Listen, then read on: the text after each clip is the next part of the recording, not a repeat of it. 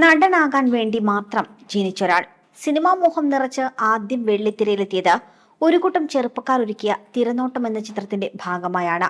1978 September 3-നാണ് തിരനോട്ടം എന്ന ചിത്രം റിലീസായത്. എന്നാൽ ആ ചിത്രം ഒരൊറ്റ തിയേറ്ററിൽ ഒരൊറ്റ ഷോയ്ക്ക് ശേഷം പെട്ടിയിലായി.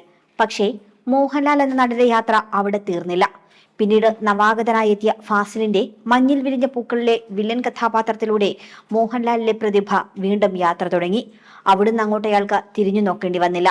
മഞ്ഞിൽ വിരിഞ്ഞ പൂക്കൾക്ക് ശേഷം കിട്ടിയതേറെയും നെഗറ്റീവ് ഷെയ്ഡുള്ള കഥാപാത്രങ്ങളായിരുന്നു. പിന്നെയും ഫാസിൽ തന്നെ മാമാട്ടിക്കുട്ടിയമ്മയിലൂടെ മോഹൻലാലിന്റെ വില്ലൻ പരിവേഷം മാറ്റിവെപ്പിച്ചു. പ്രിയദർശന്റെ കോമഡി ചിത്രങ്ങളും തമ്പി കണ്ണന്താനത്തിന്റെ രാജാവിന്റെ മകനിലുമൊക്കെ മോഹൻലാൽ എന്ന നടന്റെ അസാമാന്യമായ പ്രകടനങ്ങൾ മലയാളി കണ്ടു. രാജാവിന്റെ മകനിലൂടെ സൂപ്പർ താര പദവിയിലേക്ക് ഉയർന്ന മോഹൻലാൽ വാണിജ്യ വിജയത്തിന്റെ നട്ടെല്ലായി മാറി. ഒപ്പം മലയാളികളുടെ നിത്യജീവിതത്തിന്റെ ഭാഗവും. അങ്ങനെ മോഹൻലാൽ എന്ന നടനിൽ നിന്നും മലയാളികളുടെ ലാലേട്ടനിലേക്ക് അയാൾ അനുസ്യൂതം യാത്ര ചെയ്തു. മോഹൻലാൽ എന്ന പേര് കേൾക്കുമ്പോൾ തന്നെ അതിലൊരു കൗതുകമൊക്കെ തോന്നിയിരുന്ന ഒരു കാലഘട്ടം ഉണ്ടായിരുന്നു. മോഹൻലാലിന് ആ പേര് വന്നതിന് പിന്നിൽ അധികം ആർക്കും അറിയാത്തൊരു കഥയുമുണ്ട്. മോഹൻലാൽ എന്ന അധികം ആരും കേട്ടിട്ടില്ലാത്തൊരു പേര് നിങ്ങളുടെ വ്യക്തി ജീവിതത്തെയും പ്രൊഫഷണൽ ജീവിതത്തെയും എങ്ങനെയാണ് ബാധിച്ചിട്ടുള്ളത് എന്നൊരു ചോദ്യത്തിനുള്ള മറുപടിയായാണ് മുൻപൊരിക്കൽ മോഹൻലാൽ തന്നെ ഇതിന് മറുപടി നൽകിയത്. തന്നെ ഒരിക്കലും ആ പേര് നെഗറ്റീവായി ബാധിച്ചിട്ടില്ല. അന്നത്തെ കാലഘട്ടത്തിൽ അതൊരു വ്യത്യസ്തമായ പേര് തന്നെയായിരുന്നു. അച്ഛനോടും അമ്മയോടും ഇതേക്കുറിച്ച് ചോദിച്ചിട്ടുണ്ടെന്നും മോഹൻലാൽ അന്ന് പറഞ്ഞു. മുത്തച്ഛനാണ് മോഹൻലാലിനും ചേട്ടനും പേരിട്ടത്. ചേട്ടന്റെ പേര് പ്യാരിലാൽ എന്നായിരുന്നു. സ്വാതന്ത്ര്യ സമരത്തിൽ നിന്നും പ്രചോദനം ഉൾക്കൊണ്ടുകൊണ്ടാണ് മോഹൻലാലിന്റെ മുത്തച്ഛൻ ആ പേരുകൾ ഇരുവർക്കും നൽകിയത്.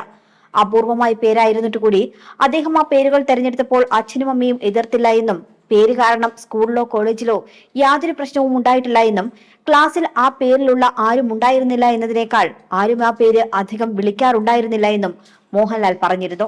ഒപ്പം തനിക്ക് ഏറ്റവും പ്രിയപ്പെട്ടവർ തന്നെ ലാലു എന്നാണ് വിളിച്ചിരുന്നതെന്നും പറഞ്ഞു. അതാണ് പിന്നീട് ലാലേട്ടനായി മാറിയത്. ആ വിളി ഒരുപാട് ഇഷ്ടമാണെന്നും മോഹൻലാൽ പറഞ്ഞിട്ടുണ്ട്. അതേസമയം സർവകലാശാല എന്ന സിനിമയും ലാലേട്ടൻ എന്ന വിളിപ്പേര് വരാനുള്ള കാരണമാണ്. 1987 ഏപ്രിൽ 21 പുറത്തിറങ്ങിയ സർവകലാശാലയുടെ സംവിധായകൻ വേണു നാഗവള്ളിയാണ്. ചെറിയാൻ കൽപ്പകവാടിയുടെ കഥയിൽ വേണു നാഗവള്ളിയാണ് ചിത്രത്തിന്റെ തിരക്കഥ സംഭാഷണമൊക്കെ ഒരുക്കിയത്. മീശ പിരിച്ച കോളേജ് വിദ്യാർത്ഥിയായി മോഹൻലാൽ എത്തിയത് ലാൽ എന്ന പേരിൽ തന്നെയായിരുന്നു.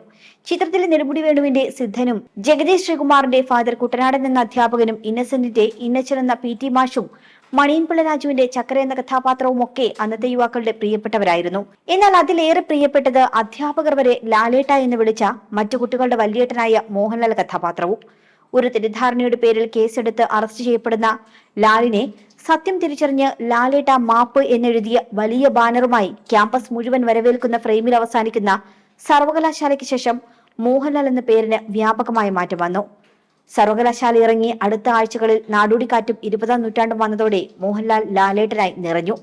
പ്രായം വെറും 26 മാത്രമുള്ള മോഹൻലാലിനെ പ്രായഭേദമന്യേ ആരാധകരും അന്നത്തെ ജനപ്രിയ ഫിലിം മാഗസിനുകളും ലാലേട്ട എന്ന് വിളിച്ചു തുടങ്ങി. പിന്നീട് ഇങ്ങോട്ട് മലയാളികളുടെ ലാലേട്ടനായി നിറഞ്ഞു നിൽക്കുകയാണ് നടന വിസ്മയം മോഹൻലാൽ. കൂടുതൽ വാർത്തകൾക്കായി B4 Blaze ഫോളോ ചെയ്യൂ, സബ്സ്ക്രൈബ് ചെയ്യൂ.